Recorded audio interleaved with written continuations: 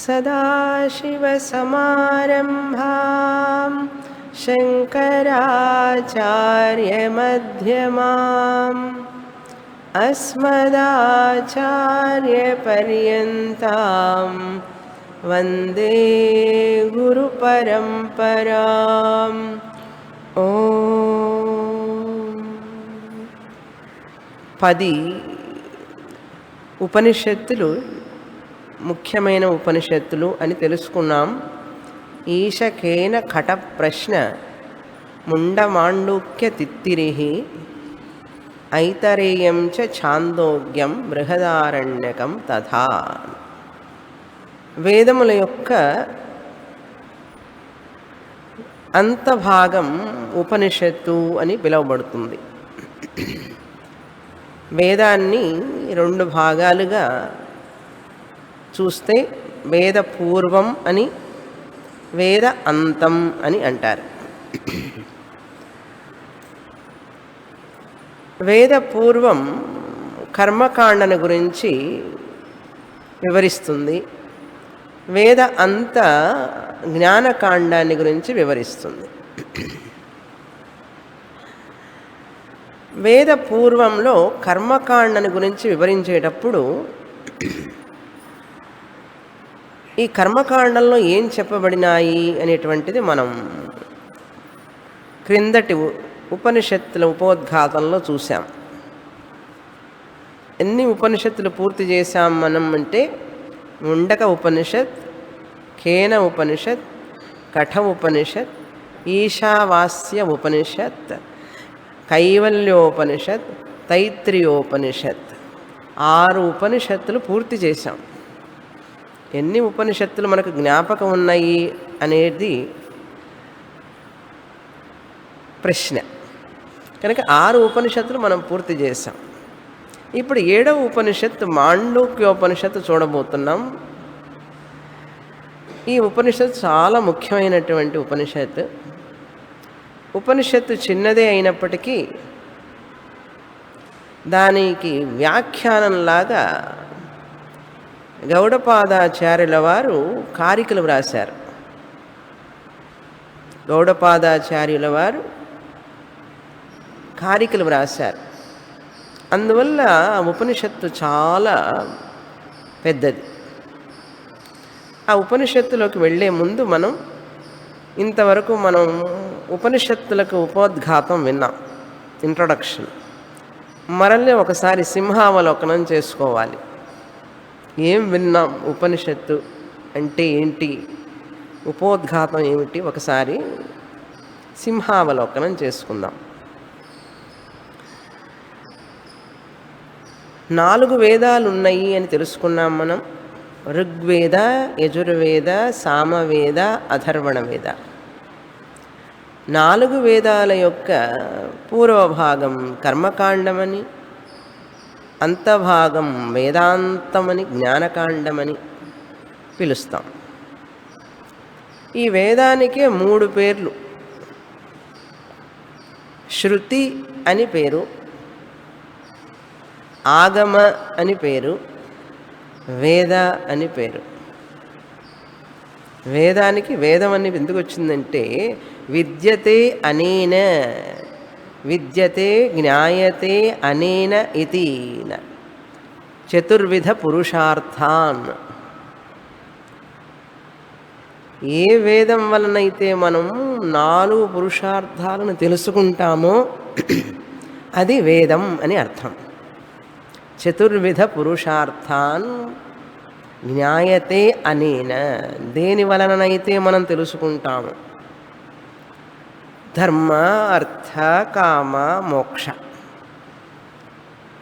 పురుషార్థం అంటాను. అసలు పురుషార్థం అంటే ఏమిటి అంటే పురుషేణ అర్థ్యతే ఇది పురుషార్థ. వ్యక్తి చేత, అంటే పురుషుడు అంటే ఇక్కడ వ్యక్తి, మనిషి. వ్యక్తి చేత కోరుకోబడేటటువంటిది. అర్థ్యతే అంటే వాంఛింపబడేటటువంటిది ఏదైతే ఉందో అది పురుషార్థ. ఏది పొంది తాను ప్రయోజనం పొందాలని అనుకుంటాడో వ్యక్తి అది పురుషార్థ. ఇంగ్లీష్లో గోల్ అంటారు, గమ్యం అంటారు, సాధ్యం అంటారు. కనుక వేదముల వలన మనకు కావాల్సినవి మనం ఈ 4 పురుషార్థాలను పొందగలుగుతాము కనుక అది వేదం అని పేరు. 4 పురుషార్థాలని తెలుసుకుంటే వాటి వల్ల మనకేమిటి ప్రయోజనం, మనం ఏం పొందుతాం అనేటువంటిది తెలుసుకోగలుగుతాం కనుక వేద అంటే తెలుసుకోవడం కనుక దానికి వేదం అని పేరు వచ్చింది. విద్యతే జ్ఞాయతే అనేన చతుర్విధ పురుషార్థాన్ ఇది వేద అన్నారు. రెండవ పేరు శృతి అని పేరు. వేదానికి మరొక పేరు శృతి. శృతి అంటే శంకరశ రాయాలి. వేదానికి శృతి అని పేరు ఎందుకు వచ్చింది అంటే శృతి అంటే వినడం. మన ఋషుల చేత వేద మంత్రాలు వినబడినాయి. భగవంతుడి చేత ఇవ్వబడినటువంటి వేద మంత్రాలు మన ఋషులు విన్నారు. విన్న తర్వాత ఆ మంత్రాలను వారి శిష్యులకు బోధించారు. విన్న తర్వాత ఆ మంత్రాలను వారి శిష్యులకు బోధించారు. అందుకని పుస్తకాలు ప్రింటింగు ఏమి ఉండదు. కర్ణ పరంపర అంటే గురువుగారు చెప్పే మంత్రాలను చెవుల ద్వారా విని మళ్ళీ తను ఆ శిష్యుడు తన శిష్యులకి అందిస్తాడు. అలా అందించడమే శృతి అంటారు. అంటే వినడం ద్వారా, వినికిడి ద్వారా ప్రచారమైనటువంటి వేద వాంగ్మయం. వినికిడి ద్వారా ప్రచారమైనటువంటి వేద వాంగ్మయం కర్ణ పరంపర ద్వారా అని అర్థం. అది ఎవరు వ్రాసినటువంటిది కాదు, పురుష బుద్ధితో వ్రాసినటువంటిది కాదు. అది వేదవాంగ్మయం భగవంతుడి నుంచి వచ్చినటువంటిది. అందుకనే వేదానికి శృతి అని పేరు. శృ అంటే వినడం.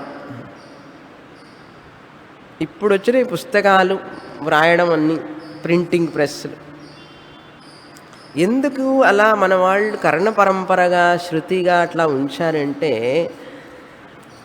ఎప్పుడైతే కర్ణ పరంపరగా వింటామో యథావిధిగా మనకు అది అందుతుంది. గురువుగారి ముందు కూర్చొని మన చెవుల ద్వారా యథావిధిగా వినాలి. అప్పుడే అది సరి అయినటువంటి జ్ఞానం అవుతుంది. కానీ పుస్తకాల్లో రాసిన, సీడీలు చేసినా, ఏవి చేసినా కూడా చెవులతో విన్నంత స్పష్టతగా ఉండదు.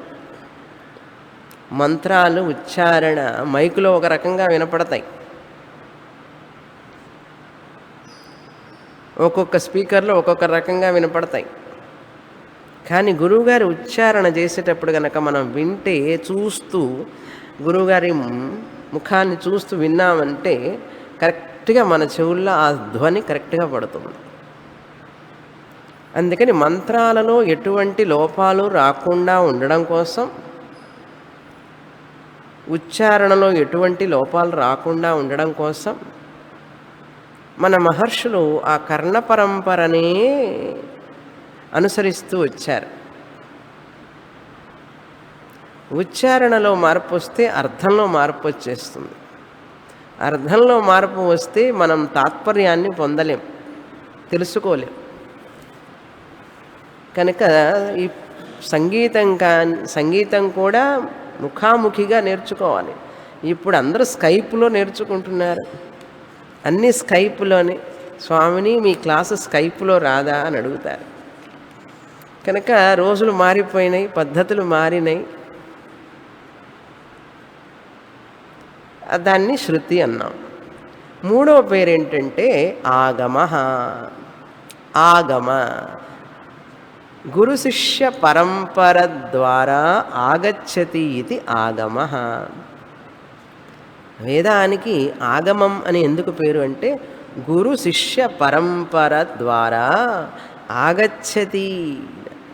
ఎలా వచ్చింది ఈ వేదం మనకు అంటే ఆ చెప్పే గురువుగారు వారి గురువుగారి దగ్గర చదువుకుంటే వారి గురువుగారు వారి గురువుగారి దగ్గర చదువుకొని గురు శిష్య గురు శిష్య గురు శిష్య అలా వచ్చిందే కానీ ఎవరి యొక్క సొంత సాహిత్యం కాదు కనుక ఆగమః అన్నారు. మనం కూడా తెలుగులో అంటాం ఆగమనం అని, రావడం అన్నమాట. ఎలా వచ్చిందంటే ఈరోజు మనకు వేదం గురు శిష్య పరంపర ద్వారా ఆగచ్చతి ఇది ఆగమః అన్నారు. ఈ 3 పేర్లు వేదానికి. వేదం అని పేరు, శృతి అని పేరు, ఆగమం అని పేరు. ఇప్పుడు వేదం 2 భాగాలని మనం తెలుసుకున్నాం. మొదటి భాగం కర్మకాండం ఏం చెప్తున్నది అంటే మనం 3 సాధించాలని కోరుకుంటాం. 3 సాధ్యాలు. మనం ఏం కోరుకుంటాం? ఈ శరీరం ఆరోగ్యంగా ఉండాలని కోరుకుంటాం. ఈ శరీరానికి సంబంధించినవన్నీ మనకు అనుకూలంగా ఉండాలని కోరుకుంటాం. కనుక ఉపాధి అంటారు మొదట. సాధ్యత్రయం. ఏమి సాధించాలనుకుంటున్నావు నాయన అంటే ఈ శరీరం ఆరోగ్యంగా ఉండాలని కోరుకుంటున్నానండి అన్నారు. ఉపాధి అంటారు ఈ శరీరం. ఈ శరీరం ఆరోగ్యంగా ఉంటేనే కదా ఏదైనా సాధిస్తాం. కొంచెం తలనొప్పి ఉన్నా కూడా క్లాస్ అర్థం కాదు కదా మనకు. కనుక ఉపాధి సరిగా ఉండాలి, ఆరోగ్యంగా ఉండాలి, మనసు ఆనందంగా ఉండాలి. లేకపోతే మనం ఏది ఆనందించలేము, ఏది వినలేము. కనుక దీని యొక్క క్షేమం నాకు కావాలి. ఇది నా గమ్యం. ఎలా తెలుసండి అంటే చూడండి, ఎక్కడ పట్టినా beauty parlours, keep fit exercises centres, gym centres ఎక్కువైపోతున్నాయి కదా. దాన్ని బట్టే తెలిసిపోతుంది మనకు ఉపాధి.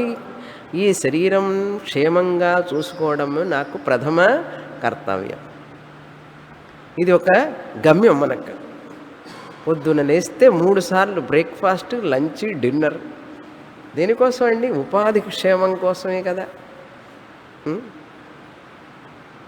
అంతేకాదు ఈ ఉపాధి అనేది చక్కగా ఉంచడం నా గమ్యం. అంత మాత్రానే సరిపోదు. ఈ ఉపాధికి కావలసినటువంటివి కొన్ని ఉన్నాయి బయటవి. ఆహార పదార్థాలు ఏమిటి, వస్త్రములేంటి, రకరకాలైనటువంటి విషయాలు ఈ శరీరానికి అవసరం కదా.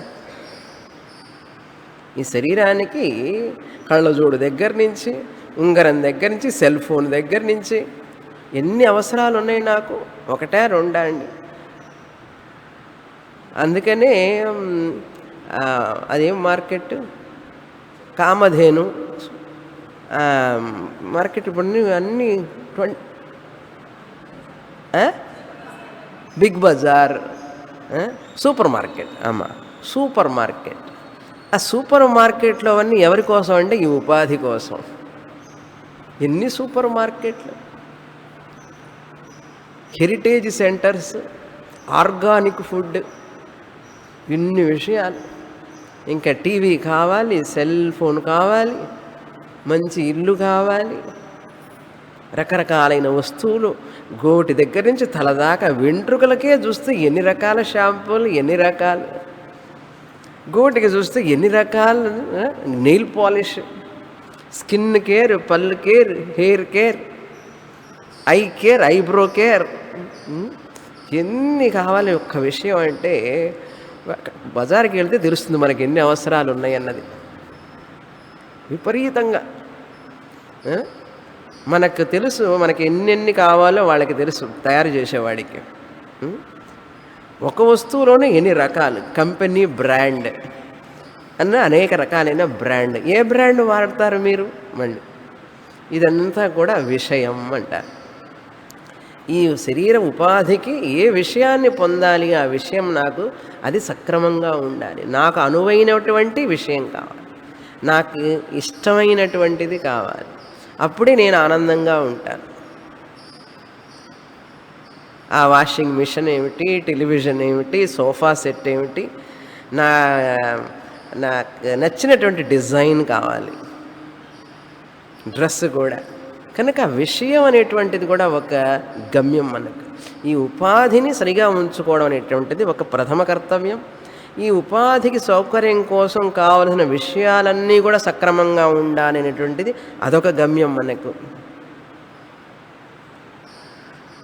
అందుకనే కదా అన్నీ మన ఇష్టమైనట్లుగా అరేంజ్ చేసుకుంటాం ఇంట్లో కంఫర్ట్ కోసం అన్నారు. కూర్లాన్ బెడ్ దగ్గర నుంచి ఏ లైట్లు ఉండాలి, ఎట్లా ఉండాలి, ఫ్లోరింగ్ ఎట్లా ఉండాలి. ఇంట్లో నలుగురు మనుషులు ఉంటే కిచెన్ అంతా ఆవిడ సెలెక్షన్, పిల్లలకి వాళ్ళ room selection, green room selection, అంతా సెలెక్షన్ అన్నమాట.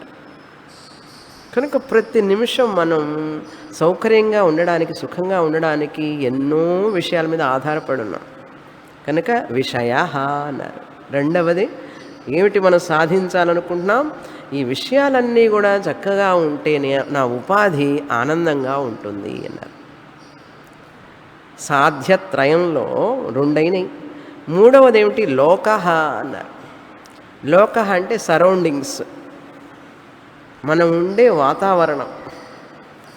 మంచి లొకాలిటీలో ఇల్లు ఉంటే బాగుంటుంది. మంచి లొకాలిటీలో 24 hours వాటర్, 24 hours ఎలక్ట్రిసిటీ ఉండే వాతావరణం. నేను ఎక్కడికి వెళ్ళినా కూడా ఆ లోకం అంటే ఆ పరిసరాలు చక్కగా ఉండాలి. అవి ఉంటేనే నాకు సుఖం. కనుక ఆ లోకం, నేనున్నటువంటి వాతావరణం కూడా నాకు అనువుగా ఉండాలి అనేటటువంటి కోరిక ఉన్నదా లేదా?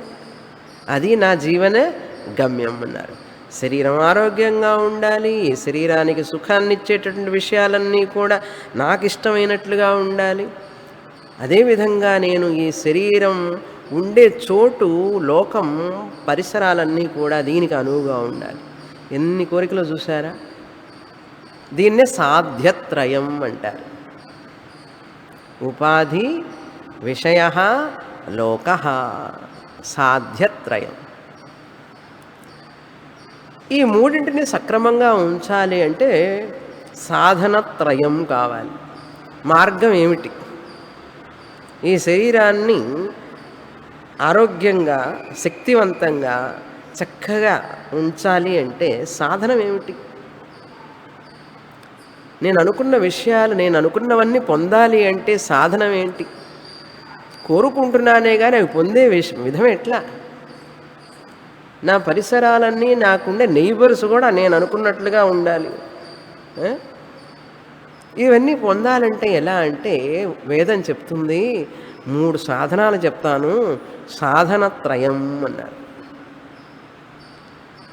కర్మలు, 3 రకాలైన కర్మలు చేస్తే నీ శరీరానికి, విషయాలకి, లోకానికి నువ్వు అనుకున్నట్టుగా నీకు లభిస్తాయి. సాధన త్రయం ఏమిటి? ఆ 3 అంటే కాయిక కర్మ, వాచిక కర్మ, మానస కర్మ. వేద పూర్వంలో ఈ కర్మలు చెయ్యి, నీకు మంచి ఆరోగ్యం వస్తుంది, నువ్వు అనుకున్నవన్నీ నీకు దొరుకుతాయి, నీకు ఇష్టమైనది కరెక్ట్గా నీ కంట్లో పడుతుంది, అది నీ దగ్గరికి వస్తుంది. కనుక అటువంటి వైదిక కర్మలు కొన్ని చెప్పబడినాయి శాస్త్రంలో. నీది మనసులో అనుకున్నావు అనుకో, అది నీకు తప్పకుండా వస్తుంది. ఎప్పుడన్నాడు? నువ్వు ఏదైనా చేస్తే ఇది చెయ్యి, వస్తుంది. 40 రోజులు గుడి చుట్టూ ప్రదక్షిణం చెయ్యి, నువ్వు అనుకున్నది జరిగిపోతుంది అన్న. లేకపోతే ఒక చోట ఆ దానం చెయ్యి, గోదానం చెయ్యి, భూదానం చెయ్యి, స్వర్ణదానం చెయ్యి, లేకపోతే ఎవరికైనా అన్నదానం చెయ్యి, నువ్వు అనుకున్నవన్నీ నీకు లభిస్తాయి అని. లేకపోతే ఫలానా గుడికి వెళ్ళి అక్కడ అర్చన చేసిరా, ఆ దేవుడి పేర్లో అర్చన చేసి వస్తే నీకు ఇవన్నీ జరుగుతాయి అన్నారు. కనుక మనం ఏం చేస్తాం? పోయి కొన్ని ఆ యొక్క వైదిక కర్మలు చేస్తాం. ఫలానా ఊర్లో ఫలానా స్వామి, పిల్లలు పుట్టలేదంటే గర్భాంబికే ఉంది, అక్కడికి వెళ్ళి నువ్వు గనక పూజ చేస్తే పిల్లలు సంతానం కలుగుతారు అన్నారు. పెళ్ళి కాకపోతే పెళ్ళి కావడం కోసం ఒక ఊరు ఉంది, అక్కడికి వెళితే తొందరగా పెళ్ళి అవుతుంది అని. ఇట్లా రకరకాలుగా చెప్పబడినాయి. కొన్ని శరీరంతో అంటే మన చేతులతో చేసేటటువంటి కర్మలు, వైదిక కర్మలు, పూజలు, అర్చనలు, వ్రతాలు, నోములు, ఇవన్నీ కూడా కాయిక కర్మలు. ఊరికి చేయడం కాదు, కొన్ని మంత్రాలు కూడా చెప్పాలి నువ్వు అంటుంది. ఇన్ని రోజులు పారాయణం చెయ్యి, లేకపోతే ఇన్ని రోజులు వ్రాయి చేత్తో ఆ భగవంతుడి నామం, ఆ భగవన్ నామం చెప్పు, ఆ స్తోత్రాలు చదువు, నువ్వు అనుకున్నది జరుగుతుంది అంటుంది. వాచిక కర్మలు. దేనికి వాచిక కర్మలు? ఉపాధి, విషయ, లోక. ఈ మూడు ఉంటేనే కదా నేను ఆనందంగా ఉంటాను. మూడు సాధ్యాల కోసం మూడు రకాలైన కర్మలు. కాయికంగా అంటే శరీరకంగా, వాచికంగా అంటే మన మంత్రాలతో పారాయణం చేయడం, జపం చేయడం వాచిక కర్మలు. మూడవది ఏంటంటే మానస కర్మలు. ఉపాసన చెయ్యి, ధ్యానం చెయ్యి, ఆ భగవంతుని గురించి ధ్యానం చెయ్యి, నువ్వు అనుకున్న సంకల్పాలన్నీ నెరవేరుతాయి అన్నారు. మానస కర్మలు. కాయిక కర్మ, వాచిక కర్మ, మానస కర్మ. ఈ మూడు సాధనాల ద్వారా ఆ మూడు సాధ్యాలు నువ్వు పొందగలవు. స్వర్గానికి వెళ్ళాలనుకున్నావు అనుకో, జ్యోతిష్ఠోమ యాగం చెయ్యి, పుణ్యకర్మలు చెయ్యి, దేవాలయానికి పునరుద్ధరణ చెయ్యి, హాస్పిటల్ కట్టించు, స్కూల్ కట్టించు, విద్యార్థులను చదివించు, రకరకాలైనవి చెప్పారు. ఏదేది పొందాలి అంటే ఏమేం చెయ్యాలి అని. అవన్నీ బాగా తెలుసు జనానికి. కనుక ఈ మూడు సాధనాలు, ఆ మూడు సాధ్యాలు పొందడానికి. ఇప్పుడు మూడు సాధనాలు, మూడు సాధ్యాలు చెప్పాం. ఏమిటవి సాధ్యాలు? ఏమిటి సాధ్యం అంటే పొందబడేది, మనం పొందదలుచుకున్నది. ఉపాధి, విషయ, లోక. మూడు సాధనాలు ఏమిటి? కాయిక కర్మలు, వాచిక కర్మలు, మానస కర్మలు.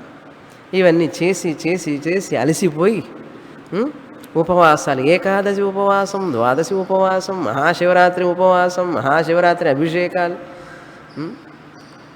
శ్రీరామనవమి, కృష్ణాష్టమి, ఒకటా రెండా, సంక్రాంతి, దీపావళి, ఎన్నెన్ని పండగలు, మధ్య మధ్యలో ఎన్నెన్ని వ్రతాలు, నోములు, వాళ్ళ నక్షత్రానికి తగినట్లుగా మళ్ళీ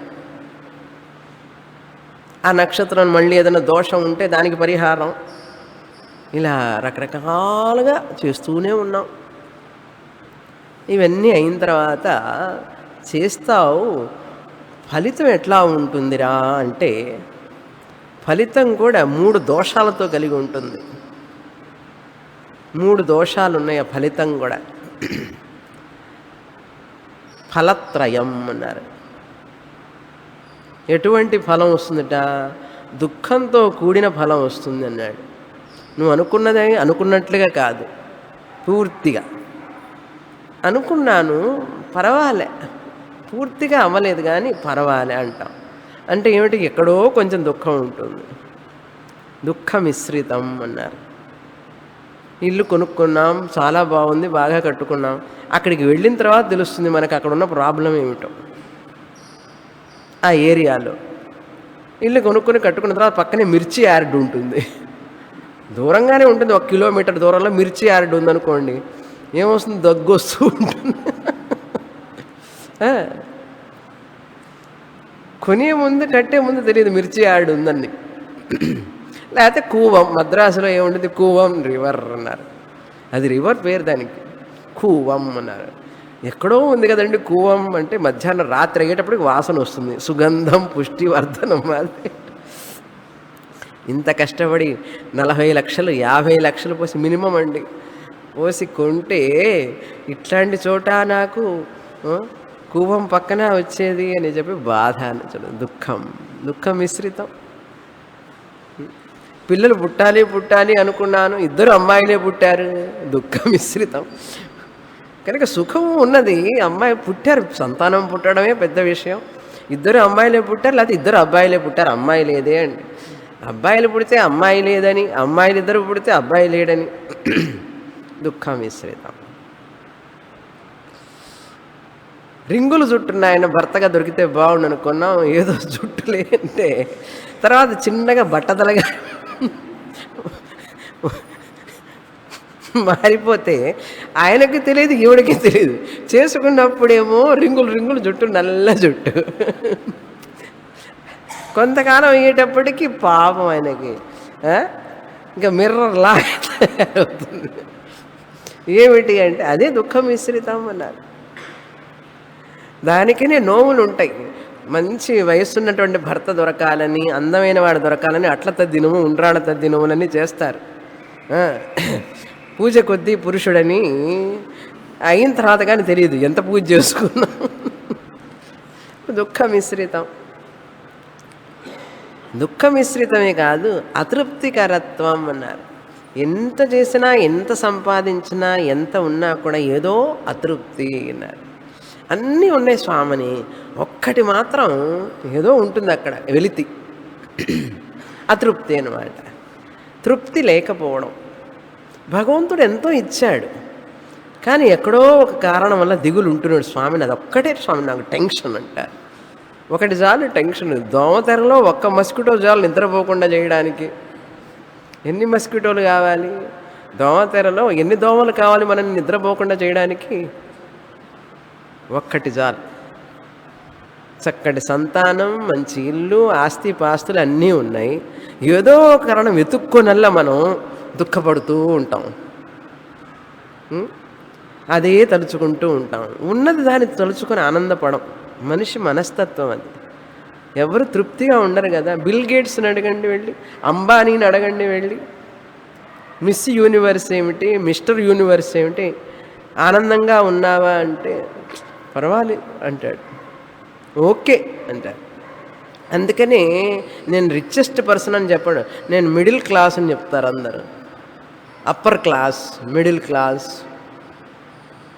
మనిషి తృప్తి అనేటువంటిదే లేదు, అతృప్తికరత్వం అన్నారు. అది ఉంటే బాగుండేది, ఇది ఉంటే బాగుండేది అనే కోరిక మనిషికి. అలా జరిగి ఉంటే బాగుండేది, ఇలా ఉంటే బాగుండేది అంటే ఏమిటి అర్థం? ఇప్పుడు ఉన్నది నాకు తృప్తిని ఇవ్వడం లేదు. కనుక ఉన్నదానితో తృప్తి పడేటటువంటి మనస్తత్వం లేకపోవడమే అతృప్తికరత్వం. అంతేకాదు బంధకత్వం. ఒక వస్తువు మనం కొనుక్కుంటాం, ఇల్లు కొనుక్కున్నాం, ఇల్లు కొనుక్కున్న తర్వాత ఇండివిజువల్ హౌస్ కావాలి అని చెప్పి ఇష్టపడి మరీ ఫ్లాట్స్ అయితే బాగుండదు అని చెప్పి ఇండివిజువల్ హౌస్ కొనుక్కున్న తర్వాత బయటికి వెళ్ళడానికి లేదు. ఇప్పుడు ఎక్కడికి సేఫ్టీ ఎవరు చూస్తారు? కనుక తాళం వేసి వెళ్ళడానికి లేదండి బయటికి. కనుక బంధింపబడ్డాడు మనిషి ఇంట్లోనే. కనుక ఒక వస్తువుని మనం మన సుఖం కోసం దాన్ని కొనుక్కుంటాం, తర్వాత అది మనకు బంధమై కూర్చుంటుంది. కారేమిటి, ఇల్లేమిటి, మనుషులేమిటి, సంబంధాలేమిటి. అందుకనే సంబంధం, సమ్యక్ బంధం, సంబంధం. బాంధవ్యం అంటే ఏమిటి? బంధించేవాడు బాంధవుడు అని అర్థం. అవి లేకపోతే మనం ఉండలేకపోవడం, ఆ వస్తువు లేకపోతే మనం ఉండలేకపోవడం. సెల్లులు వాడకుండా ఒకరోజు ఉండండి, సెల్ ఫోన్ ఉండలేం. టీవీ చూడకుండా ఇవాళ సోమవారం, నెక్స్ట్ సోమవారం వరకు టీవీ చూడకుండా ట్రై చేయండి, వ్రతంగా పెట్టుకోండి. సప్తాహం వ్రతం ఎంతమంది ఉండగలరు ఒకసారి చెక్ చేసుకోండి. అంటే ఏమిటి? నేను ఆ టీవీ లేకుండా ఉండలేకపోవడమే, చూడలేకుండా ఉండలేకపోవడమే బంధకత్వం. నన్ను బంధించేసింది అది. రేడియో లేకపోతే ఉండలేను, పేపర్ లేకపోతే ఉండలేను, సెల్ ఫోన్ లేకపోతే ఉండలేను, కాఫీ లేకపోతే ఉండలేను. కాఫీ ముందు లగ్జరీగా తాగేవాళ్ళు, ఇప్పుడు ఏమిటంటే నెసెసిటీ అయిపోయింది అది. అది లేకపోతే ఎట్లండి అన్నాడు. సో ఒక్కొక్కరికి ఒక్కొక్క బానిసత్వం, ఒక అలవాటు, ఒక బానిస అయిపోతాడు మనిషి. ప్రతి వస్తువు అంతే. మనం చిన్న చిన్నగా బానిసలం అయిపోతాం. సుఖం కోసం, మన సౌకర్యం కోసం కొనుక్కున్న వస్తువు మనల్ని ఎలా బానిస చేస్తున్నది? అది చేస్తున్నదే. అది నన్ను నిద్రపోనివ్వదు కదా. ముందు సెల్ ఫోన్ నిద్రపోనివ్వదు, కాలింగ్ బెల్ నిద్రపోనివ్వదు. ఏమేమైతే సౌకర్యంగా పెట్టుకున్నానో, టీవీ పనిచేయడం లేదంటే వీడికి నిద్ర రాదు. మనం వాడేవన్నీ రిపేర్ వస్తాయి చూడండి. కంప్యూటర్ కొద్ది రోజులు వాడంగానే రిపేర్, టీవీ వాడుతుంటే రిపేర్. ఉన్నప్పటి నుంచి ఇంటి పన్ను కట్టాలి, నీటి పన్ను కట్టాలి, ఎలక్ట్రిసిటీ బిల్లు కట్టాలి, ఇవి కట్టాలి, అవి కట్టాలని, ఇవన్నీ కూడా బంధాలే కదా. కనుక మనిషి బంధకత్వంలోనే ఉన్నాడు. ఎన్ని పొందినా కూడా ఈ ఉపాధి, విషయ ఇవన్నీ కూడా మనం వాడుకునే విషయాలన్నీ కూడా ఇంట్లో ఏదో ఇది సరిగా అయిపోతే అది ఇంకోటి ప్రాబ్లం ఇస్తూ ఉంటుంది. అందుకని పర్మనెంట్‌గా ఇంటికి ఎవరు family doctor, family plumber, family పూజారి, family tailor, family computer service చేసేవాడు. ఎందుకంటే మనం ఫోన్ చేస్తే టక్కున వచ్చేట్టు ఉండాలి వాళ్ళందరూ. అందుకని వాళ్ళ లిస్ట్ ఉంటుంది ముందు. ఏమిటి ఫోన్ దగ్గర వాళ్ళ లిస్ట్ ఉంటే మన ఫోన్ చూసుకుంటే మనకు వచ్చి రిపేర్ చేసిపోతాడు. ఎందుకంటే అది పని చేయకపోతే మనకు నిద్ర పట్టదు, పని కాదు అసలు ముందు. ఇట్లా రకరకాల విషయాల మీద మనం బానిసలం అయిపోయి బంధకత్వంలో పడ్డాం. నేనుగా ఏమీ లేకుండా దేని మీద ఆధారపడకుండా ఎంతమంది ఉండగలుగుతున్నాం చెప్పండి? ఇప్పుడు పేపర్ లేదు, రేడియో లేదు, కంప్యూటర్ లేదు, టీవీ లేదు, సెల్ ఫోన్ లేదు, ఫోనే లేకుండా ఎంతమంది ఉండగలుగుతున్నాం? అంటే ఎన్నిటి మీద ఆధారపడి ఉన్నాం మనం. ఆ సెల్ ఫోన్ ఇమ్మీడియట్గా మాట్లాడుతున్నప్పుడు ఇంపార్టెంట్ పర్సన్తో అందులో పైసలు అయిపోతాయి. అయిపోయిందంటాడు, మళ్ళీ పే చేసుకోవాలి, కరెక్ట్గా కట్ అవుతుంది. అది ఒక ఇన్సల్ట్, కట్ అయిపోయింది అని. బానిసలం అయిపోయినాం ఒక్కొక్క వస్తువుకి. అది మనకు దుఃఖాన్ని ఇస్తూ ఉన్నది. సో దుఃఖమిశ్రితం, అతృప్తికరత్వం, బంధకత్వం ఇవి ఉన్నాయా లేవా? ఇప్పుడు ప్రతిరోజు మనం చూస్తున్నామా లేదా? కనుక దోషత్రయం ఉన్నాయి. ఉపాధి, విషయ, లోక, సాధ్యత్రయం నువ్వు కావాలని ఏదైతే కోరుకుంటున్నావో వాటిని చక్కగా ఉంచుకోవడం కోసం నీకు సాధ్యత్రయాల కోసం సాధనాలు చెప్పబడింది శాస్త్రం. అవి చేసి చేసి అలసిపోయి పారాయణం చేసి చేసి కంఠశోష, గొంతు నొప్పి, పూజలు చేసి చేసి చేసి కాళ్ళు చేతులు అలసిపోయి మనిషికి ఆయాసం, మానసికంగా కూడా ధ్యానం చేసి చేసి మానసికంగా ఆలోచించి ఆలోచించి అలసిపోయినావు. అలసిపోవడం అనేది ఒకటి వస్తుంది. కనుక ఈ దోషాలన్నీ ఉండడం వల్ల దోషత్రయం ఉన్నాయి. ఇప్పుడు ఎన్ని త్రయాలు చూసారా? సాధ్యత్రయం, కర్మత్రయం, ఫలత్రయం, అదే కర్మఫలత్రయం, దోషత్రయం అన్నారు. అంతా ట్రయడ్. అందుకే చెప్పాను కదా క్రిందటిసారి, 2 ఉంటే డబుల్, 3 ఉంటే ఏమిట్రా అన్నాడు, ట్రబుల్ అన్నాడు. ఇప్పుడు కరెక్ట్గా ఉందా ట్రబుల్? ఉపాధి ట్రబుల్ ఇస్తున్నది, మనం వాడుకునే వస్తువులు విషయాలన్నీ కూడా ట్రబుల్ ఇస్తున్నాయి. లోకం చూస్తే, అట్మాస్ఫియర్ చూస్తే అంతకంటే ట్రబుల్ ఇస్తుంది. సడన్గా క్లైమేట్ మారిపోతుంది, గొంతు మారిపోతుంది అన్నారు, ట్రబుల్ ఇస్తుంది అన్నారు. అందుకని 3 త్రయాలన్నమాట. సాధ్యత్రయం, ఫలత్రయం, దోషత్రయం. ఇవన్నీ చూసి చూసి చూసి ఒకడు పరీక్షలోకాన్ కర్మచితాన్ బ్రాహ్మణో నిర్వేదమాయాత్. ఏమిటండి అబ్బా, అలసిపోయినానండి, దోషం లేకుండా ఒక్కటి లేదు, ఎంతో బాగా పనిచేస్తుందని చెప్పి కొనుక్కొని తీసుకొస్తే అది పనిచేయడం లేదన్నాడు.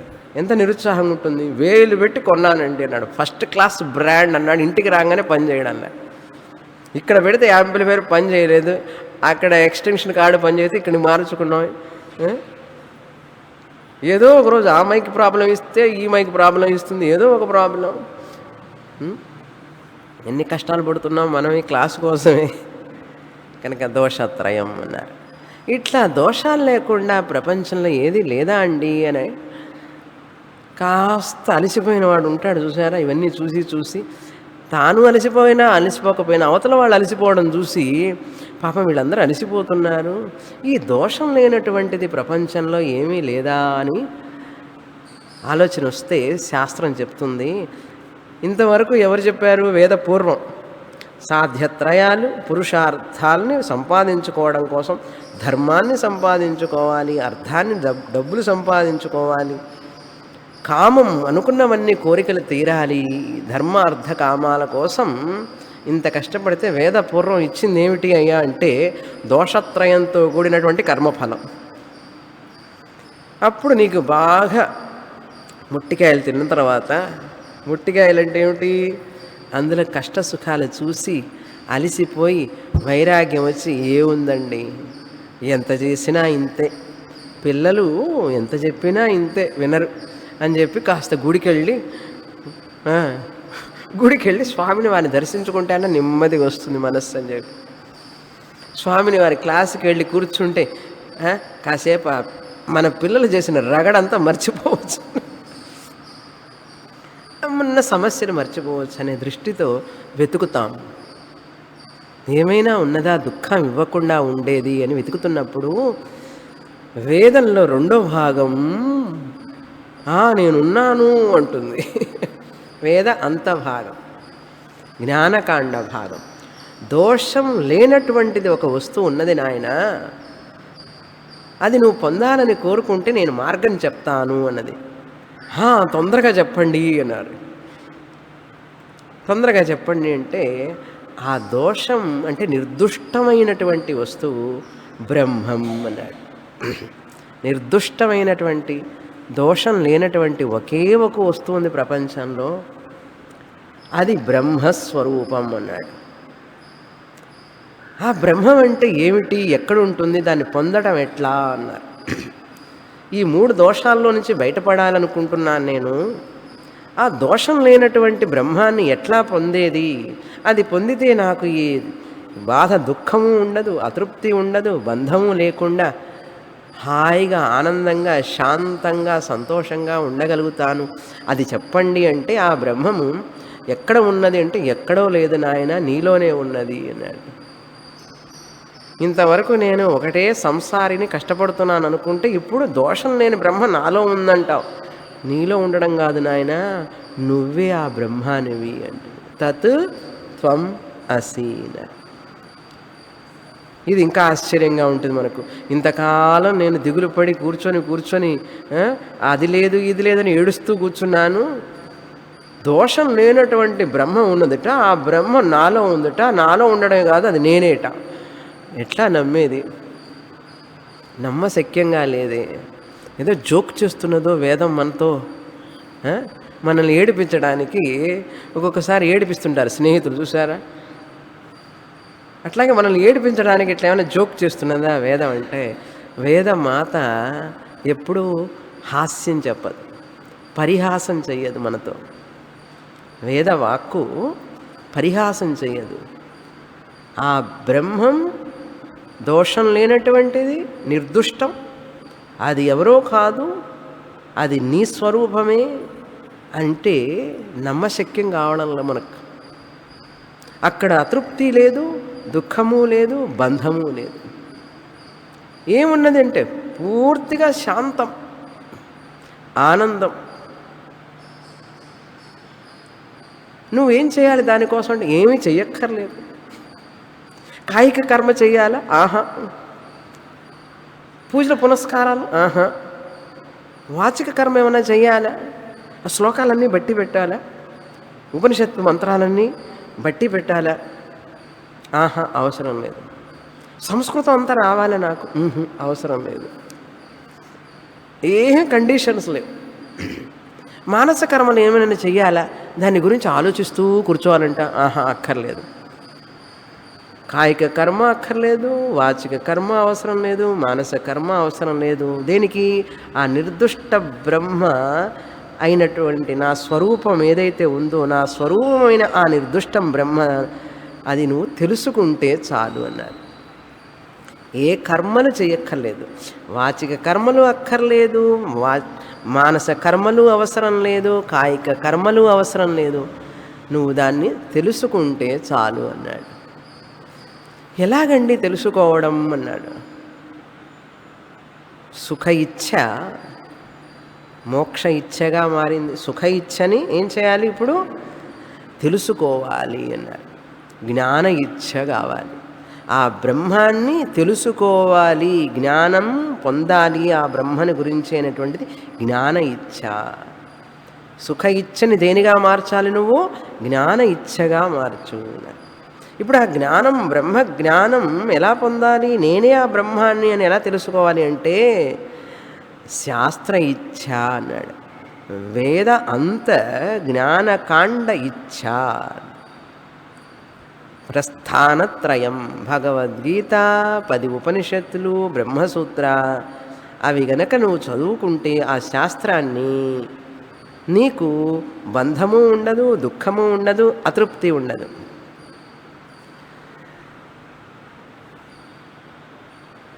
ఆ శాస్త్రాన్ని ఎలా తెలుసుకోవాలి? నీ అంతటా నీవుగా తెలుసుకోలేవు నాయనా. ఆ శాస్త్రాన్ని ఒక గురుముఖంగా నువ్వు తెలుసుకోవాలి కనుక అప్పుడు శాస్త్ర ఇచ్ఛని ఎలా మార్చాలి? గురువు ఇచ్ఛగా మార్చాలి. నాకు గురువు కావాలి, నాకు గురువు గారు కావాలి. దేనికి? ఆ శాస్త్రాన్ని విడమర్చి చక్కగా నాకు చెప్తే ఆ బ్రహ్మాన్ని గురించి, నా స్వరూపాన్ని గురించి అది నేను తెలుసుకుంటే నాకు దుఃఖం పోతుంది, బంధం పోతుంది, అతృప్తి పోతుంది. అప్పుడేమొస్తుంది? సుఖం వస్తుంది, ఆనందం. కనుక ఆ గురువుగారి దగ్గర శాస్త్రాన్ని మనం చదివితే బంధం వెళ్ళిపోదు. సుఖ ఇచ్ఛ టు జ్ఞాన ఇచ్ఛ, జ్ఞాన ఇచ్ఛ నుంచి గురువు, శాస్త్ర ఇచ్ఛ, శాస్త్ర ఇచ్ఛ నుంచి గురువు గారి ఇచ్ఛ. ఇప్పుడు గురువుగారిని చూసామండి, బాగున్నారు గురువుగారు, ఏం చేయాలి అన్నాడు. పాదపూజ చేయమంటారా? రోజు గురువుగారికి సేవ చేస్తూ ఉంటే నాకు వచ్చేస్తుందా? లేకపోతే ఆయన పక్కన కాసేపు కూర్చుంటే నాకు వస్తుందా? లేకపోతే గురువుగారు నా కళ్ళల్లోకి చూస్తే నాకు ఆ బ్రహ్మజ్ఞానం వచ్చేస్తుందా? లేకపోతే గురువుగారు వారి చెయ్యి నా తల మీద ఒక్కసారి అట్లా తట్టారంటే జ్ఞానం వచ్చేస్తుందా తల మీద? అంటే నాయన అలా వచ్చేది కాదు. నీకు ఫిజిక్స్ జ్ఞానం రావాలన్నా, కెమిస్ట్రీ జ్ఞానం రావాలన్నా, కంప్యూటర్ జ్ఞానం రావాలన్నా, ఎలాగైతే గురువుగారి దగ్గరికి వెళ్ళి కూర్చొని శ్రద్ధగా ఆ దానికి సంబంధించిన పుస్తకం తీసి వారు చెబుతూ ఉంటే నువ్వు వింటావు కదా, అది విని నువ్వు అర్థం చేసుకున్నట్లే ఇది కూడా అంతే నాయనా. అది క్లాసు, ఇది class. Physics class, chemistry class, economics class, politics, administration, any class. అక్కడ జ్ఞానమే వస్తున్నది, ఇక్కడ జ్ఞానమే వస్తుంది. అక్కడ ఏం చేస్తున్నావు? 3 సంవత్సరాల కోర్సు అంటారు, 6 సంవత్సరాల కోర్సు అంటారు. ఇంజనీరింగ్ అయితే 3.5 3.5 years కోర్స్ అంటారు. మరి కోర్సు ఉందా లేదా? ఇక్కడ కోర్సు కావాలా లేదా? కోర్సు కూడా తత్వబోధ దగ్గర నుంచి మొదలుపెట్టి భగవద్గీత, ఉపనిషత్తులు ఒక్కొక్కటిగా చదువుకుంటూ ఏది చదవాలి ముందన్నాడు. ఎంఎస్సి చదివి బీఎస్సీ చదువుకొస్తావా? బీఎస్సీ నుంచి 12th స్టాండర్డ్కి వస్తావా? 12th నుంచి 10thకి వస్తారా? 10th to 12th to graduation to post graduation పద్ధతి ఉన్నదా? ఆ జ్ఞానం పొందడానికి పద్ధతి ఉన్నప్పుడు ఈ జ్ఞానానికి పద్ధతి అక్కర్లేదా? పద్ధతి కావాలి. కనుక ఉపనిషత్తు చదివినప్పుడు 6వ అధ్యాయంలో మనం ఉపనిషత్తును మొదలుపెట్టాం భగవద్గీత చదివేటప్పుడు, గుర్తున్నది అనుకుంటాను. లాంగ్ ఎగో భగవద్గీత చదువుతూ 6వ అధ్యాయానికి వచ్చి ఉపనిషత్తు మొదలుపెట్టాం. ఇప్పుడు 6 ఉపనిషత్తులు అయిపోయినా 7వ ఉపనిషత్తుకి వచ్చాం. ఇంకా 3 ఉపనిషత్తులు అయితే బ్రహ్మసూత్రానికి వస్తాం. అంటే సిస్టమాటిక్ కన్సిస్టెంట్ స్టడీ ఉండాలి. పద్ధతిగా శ్రద్ధగా గురువుగారి దగ్గరికి వెళ్ళి, మన పిల్లలు కాలేజీకి వెళ్ళకపోతే ఏం చేస్తాం మనం? ఒరే ఈ సంవత్సరం నువ్వు తప్పుతావు, కాలేజీకి వెళ్ళకపోతే అంటావా లేదా? అటెండెన్స్ చూస్తారా లేదా? అది కూడా క్యాలిక్యులేట్ అవుతుంది మార్కుల్లో. పరీక్ష రాయాలి, చదవాలి. ఇక్కడ పరీక్ష లేదు కదా అని చెప్పి మనం ఏం చేస్తాం? సరిగ్గా అటెండ్ కావం క్లాసులకి, నోట్స్ రాసుకోం, వినాం, ఏం చేయం. ఏదో కాసేపు నిద్రపోయి ½ an hour నిద్ర, ½ an hour వింటాం. అక్కడ 3.5 సంవత్సరాలు పడుతుంది, ఇక్కడ 6 సంవత్సరాలు పడుతుంది ఒక కోర్సు పూర్తి అవ్వడానికి అనుకోండి. ప్రస్థానత్రయం మొత్తం అవ్వడానికి కనీసం 15 సంవత్సరాలు 20 సంవత్సరాలు పడుతుంది. మనం ఏం చేస్తాం? హాఫ్ ఆఫ్ ద టైం మనం అటెండ్ కాము, సరిగ్గా వచ్చినా కూడా వినం. కొంత అర్థం కాక, కొంత మనస్సు ప్రీఆక్యుపైడ్గా అయిపోయి ఏదో కారణాల వల్ల లేట్ అవుతుంది. కనుక అక్కడ ఎలా శ్రద్ధగా వింటే విద్యార్థి పాస్ అవుతాడో ఇక్కడ కూడా అంతే, ఏమీ తేడా లేదు. అందుకనే ప్రతిసారి ఆ ఉపనిషత్తు పుస్తకం ఇస్తాం. ఆ పుస్తకంలో ఉన్న శ్లోకాలు చెబుతూ ఇది అర్థం అర్థం అని చెప్పుకుంటూ వస్తాం. కనుక ఏం చేయాలి ఇప్పుడు? శ్రవణం. శాస్త్ర ఇచ్చాటు గురు ఇచ్చ. అంతేగాని గురువుగారు ముందు కూర్చొని ఆయనకి రోజు కాసిన పండ్లు పూలు అన్నీ తీసుకెళ్ళి ఇస్తుంటే ఆయన్ని ఖుషీ ఖుషీ చేస్తే ఆనందం ఇస్తే జ్ఞానం రాదండి. ఆ, వారికి కావలసినవన్నీ సమకూరిస్తే జ్ఞానం రాదు. అది వేరు. మనం కష్టపడాలి, చదవాలి, శ్రవణం చెయ్యాలి. ఎంత శ్రవణం చేస్తే మనస్సు ఏకాగ్రతతో అంత జ్ఞానాన్ని పొందుతాం. అజ్ఞాన నివృత్త్యర్థం శ్రవణం. ఆత్మ అజ్ఞాన నివృత్త్యర్థం, ఆ సెల్ఫ్ నాలెడ్జ్ ఇగ్నరెన్స్ పోవాలంటే శ్రవణం చేయాలి. అంతేగాని టీవీలో కాస్త ప్రోగ్రాములు, అప్పుడప్పుడు కాసిన ప్రోగ్రాములు, ఇంటర్నెట్లో స్కైపులో ఇవన్నీ చూస్తే వచ్చేది కాదండి. అందుకని ఏం చెప్పింది శాస్త్రం తెలుసా? శ్రోతవ్యో మంతవ్యో నిదిధ్యాసితవ్యః తద్విద్ధి ప్రణిపాతేన పరిప్రశ్నేన సేవయా. గురువుగారి దగ్గరికి వెళ్ళి కూర్చొని చదవమన్నారు కానీ సీడీ పెట్టుకొని కంప్యూటర్ ముందు కూర్చొని వినమని చెప్పలే. అది వినడమే. అక్కడ తద్విద్ధి ప్రణిపాతైన ఉండదు. తద్విజ్ఞానార్థం స గురుం ఏవ అభిగచ్చేత్ అని అన్నారు. కంప్యూటర్ సమీపే ఏవ గచ్చేత్ అని చెప్పలేదు. కంప్యూటర్ దగ్గరికి వెళ్ళి కూర్చో, టీవీ దగ్గరికి వెళ్ళి కూర్చో. ఆస్థా ఛానల్, సంస్కార ఛానల్ ఉదయం నుంచి సాయంత్రం దాకా స్పిరిచువల్ ప్రోగ్రామ్సే కదండి. తద్విజ్ఞానార్థం టీవీ ఏవ గచ్చేత్ అని చెప్పారు ఎక్కడన్నా? చెప్పలేదే. ఆ స్వామిని వారు మాట్లాడుతున్నారండి టీవీలో అనర్గళంగా, అందుకని టీవీ గచ్చేత్ అని చెప్పింది శాస్త్రం. అందుకని వెనకటి రోజుల్లో ఉపన్యాసాలు చెప్తుంటే చాలామంది వచ్చేవాళ్ళు. ఇప్పుడు ఎందుకు టీవీలో బిజీ అయిపోయి స్పిరిచువల్గా ప్రోగ్రామ్స్ కావాలంటే అందులో ఉన్నాయి, ఫిలసాఫికల్ ప్రోగ్రామ్స్ ఉన్నాయి. 24 గంటలు కూర్చొని వినొచ్చు. అప్పుడు శాస్త్రం ఏం చెప్పాల్సిన పని లేదు. తద్విజ్ఞానార్థం స గురుమేవ గచ్చేతని చెప్పాల్సిన పని లేదు కదా. ఆ వార్త మన చెవిలో వేసుకుంటున్నామా ఎవరన్నా? మీరు కాదండి, మిగతా జనాలు చెప్తున్నా. ఆ వార్త మాత్రం ఫిల్టర్ చేసి పెడతారు. ఎందుకంటే దూరం అండి, మేము వెళ్ళలేం, ఆటోలో వెళితే 100 రూపాయలు అవుతుంది.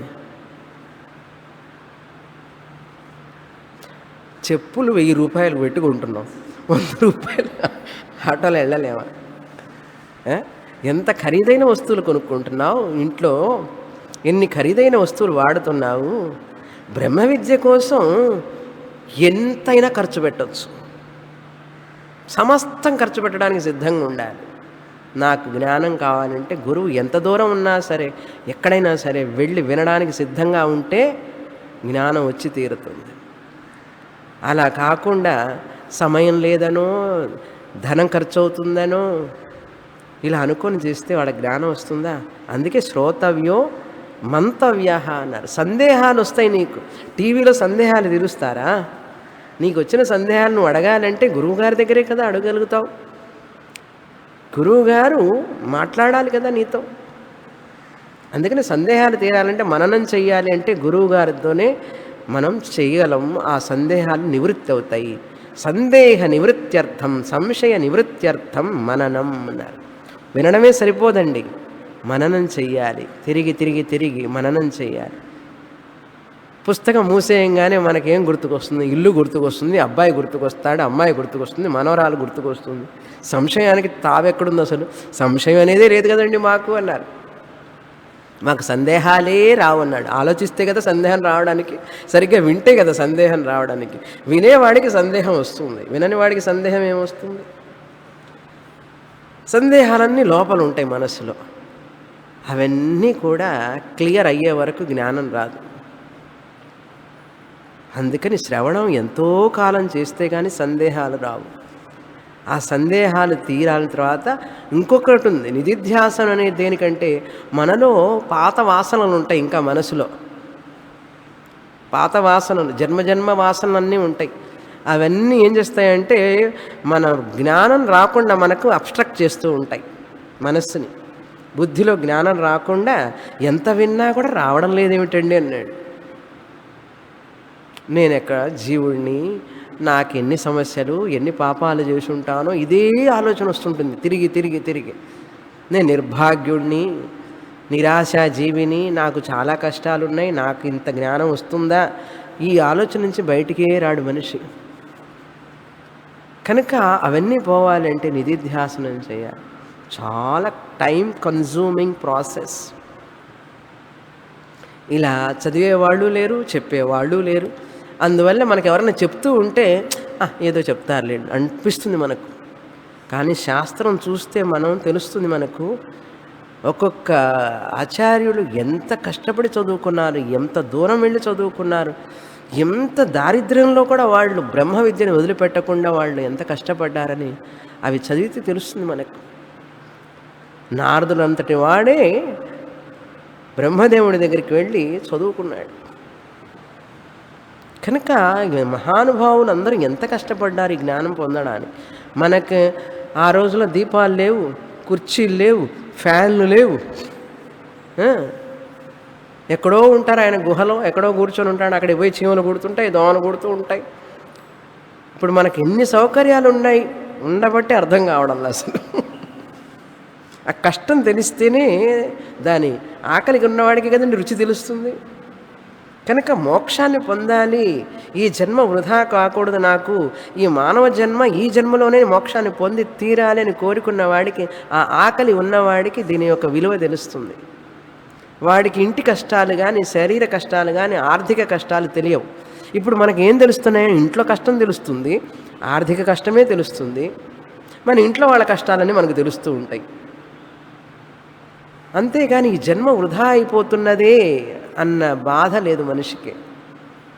కనుక విపరీత భావనలన్నీ పోవాలంటే నిధిధ్యాసనం చేయాలి, శ్రవణం చేయాలి. ఇదంతా వేద అంతభాగంలో చెప్పబడింది. ఇది తెలియక దైవ పూజ ఇక్కడికి తీసుకొచ్చి నిలపాలి. మనిషిని చేసే ఏకరూప పూజ, విశ్వరూప పూజ ఇక్కడికి వచ్చి నిలపాలి మనిషిని.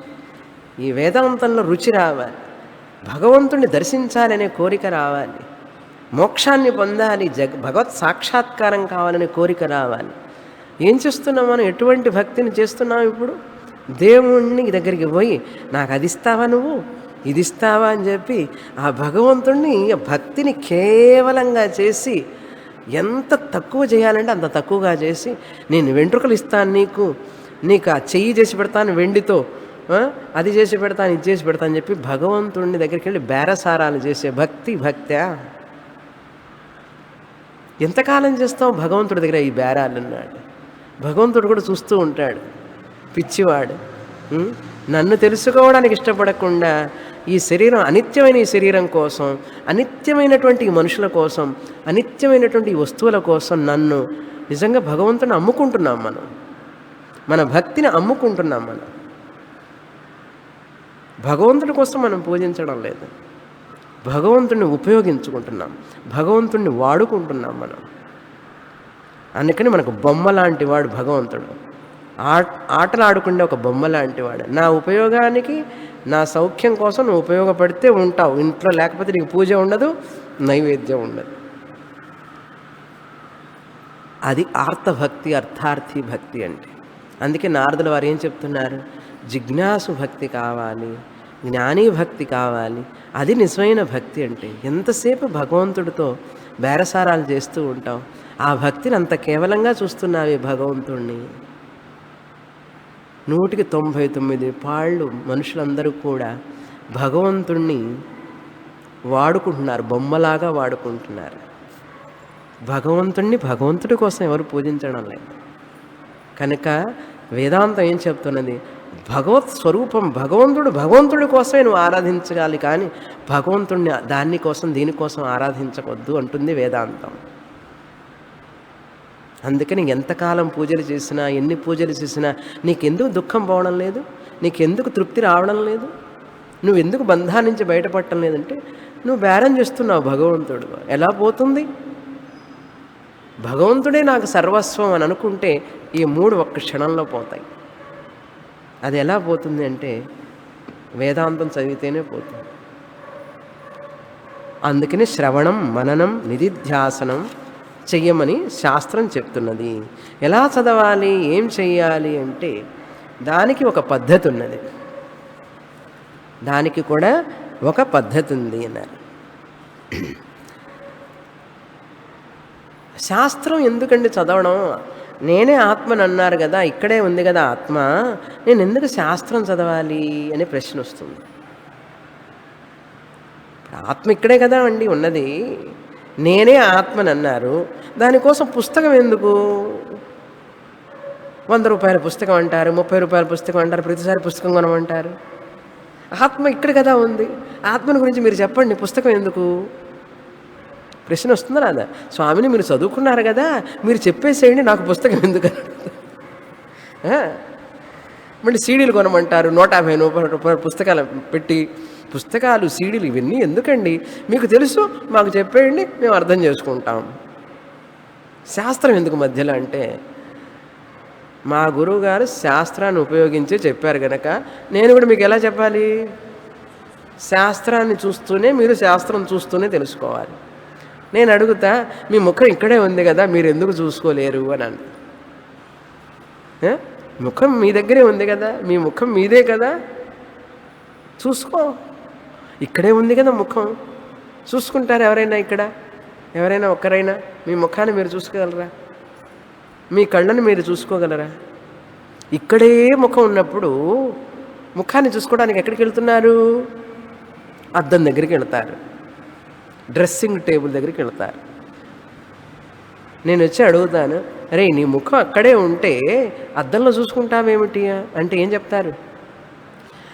అలా చేశాడండి భగవంతుడు, ఇట్లా ముఖం నన్ను చూసుకోనీయకుండా. కళ్ళు తనను తాను చూసుకోలేవు, ముఖం తనను తాను చూసుకోలేదు. అందుకని భగవంతుడు అద్దం అనేది తయారు చేసి పెట్టాడు. ఒక పాలిష్డ్ రిఫైన్డ్ మ్యాటర్ అద్దం ముందు నుంచుంటే, ఆహా ఎంత అందంగా ఉన్నాను. ఇక్కడ ఎవరైనా అద్దం చూసుకునే వాళ్ళు ఉన్నారా ఇంతవరకు? ఎప్పుడన్నా పుట్టిన తర్వాత అద్దం చూసుకోకుండా ఉన్నవాళ్ళు ఎవరూ లేరు. పుట్టిన ప్రతి మనిషి అద్దం చూసుకుంటాడు. ముఖం చూసుకోవడానికి అద్దం ఎంత అవసరమో, నీ ముఖం ఇక్కడే ఉన్నప్పటికీ కూడా అదేవిధంగా బ్రహ్మం నీవే అయ్యున్నప్పటికీ కూడా శాస్త్రం అనేటటువంటి అద్దం లేకుండా నువ్వు చూడలేవు, తెలుసుకోలేవు. అర్థమైందా? కనుక శాస్త్ర దర్పణం కావాలి. బ్యాక్టీరియా చూడాలంటే ఏం చేస్తారు? మైక్రోస్కోప్. ఎందుకు మైక్రోస్కోప్? కళ్ళతో చూడొచ్చుగా అన్నాడు. కళ్ళతో కనపడదు, మైక్రోస్కోప్తోనే. నక్షత్రాలు చూడాలంటే మైక్రోస్కోప్తో చూస్తారా?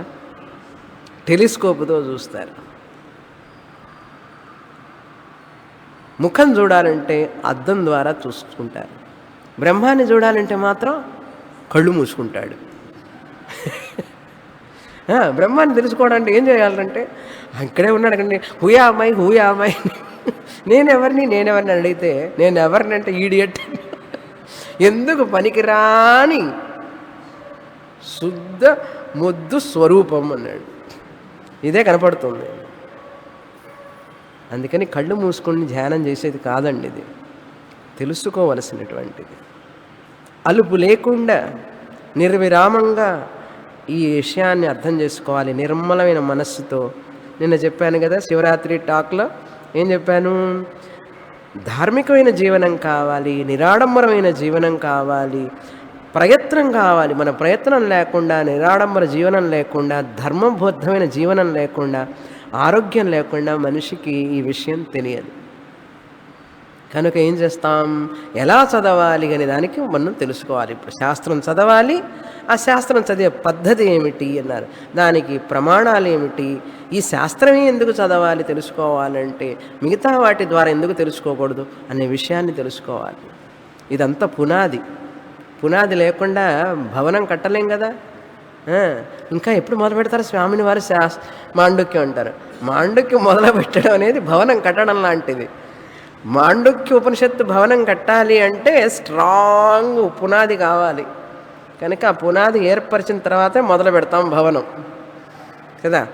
అందుకని ఆ రాబోయేటటువంటి ఆ పునాది ఇంకా స్ట్రాంగ్ పునాది అన్నమాట. అది అర్థం చేసుకుంటేనే మాండుక్యం అర్థమవుతుంది. కనుక వచ్చే వారం చూస్తాం. పూర్ణమదః పూర్ణమిదం పూర్ణాత్ పూర్ణముదచ్యతే పూర్ణస్య పూర్ణమాదాయ పూర్ణమేవావశిష్యతే. ఓం శాంతి శాంతి శాంతి. హరి ఓం. శ్రీ గురుభ్యో నమః. హరి ఓం.